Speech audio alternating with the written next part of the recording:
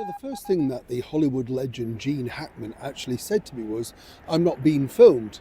A bit tricky, when you've turned up with the camera crew and you're there really to review, interview, and have a chat with him about his latest movie. But that was Gene Hackman. He wasn't the traditional Hollywood star. I knew that he was a person that could be tricky. That was all thanks to another former Hollywood legend, should I say, Robert Vaughn, who I'd also interviewed and could be tricky. But it was thanks to Robert that I got to interview Gene Hackman.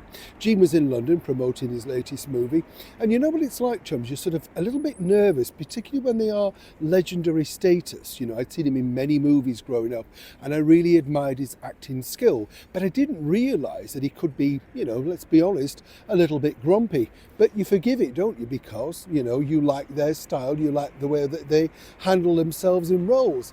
And the beauty about Gene Hackman, I would say, is you forgot who he was. He became that character, didn't he? Now, I don't know if you know this, but one of the very inspirational people in his life was none other than the former president. Now, I don't know if you know this, but one of the big inspirational people in his life was none other than the former president of the United States of America, another former actor, Ronald Reagan. Opposite sides of the political spectrum, but as he told me, he liked what he stood for, he was a good man, and he said more importantly, he made acting look easy. Maybe that's what made him such a good president, he was able to convey the message. Now, Gene Hackman, as I said, eventually we did get round to filming him, not on the first time that we met. He wouldn't have it, he said, no, I want to get to know the person first. A little bit strange, so we went back the day after, got on like a house on fire, I have to say. Hate that expression, but you know what the sort of thing I mean. What was fascinating was, as he spoke about some of his brilliant films that we'd all seen, the one that terrified me, simply because, of course, I can't swim, was the Poseidon Adventure. And he told me that he'd only actually signed on to the movie because another Hollywood legend in the shape of Joan Crawford was about to sign on.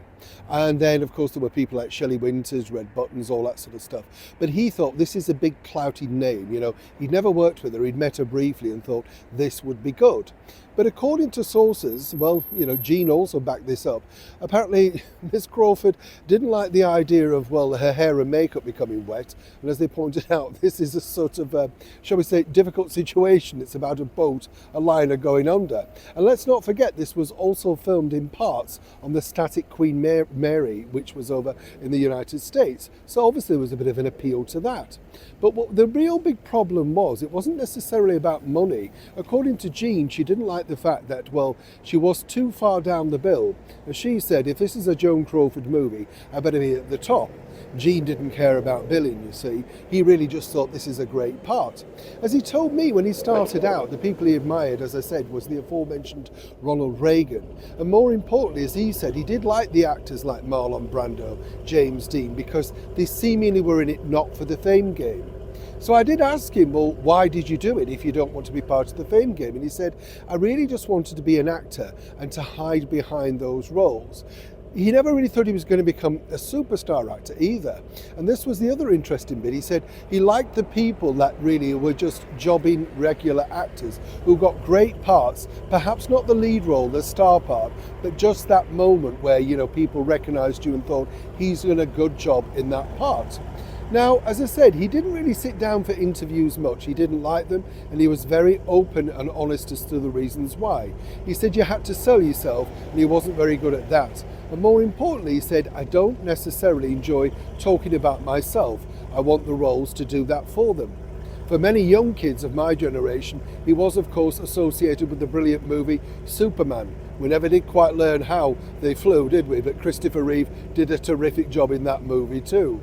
What's interesting, as I say, about Gene Hackman as a person, and sadly we lost him, 95 years old, and at the time of recording this, we have no idea how that happened.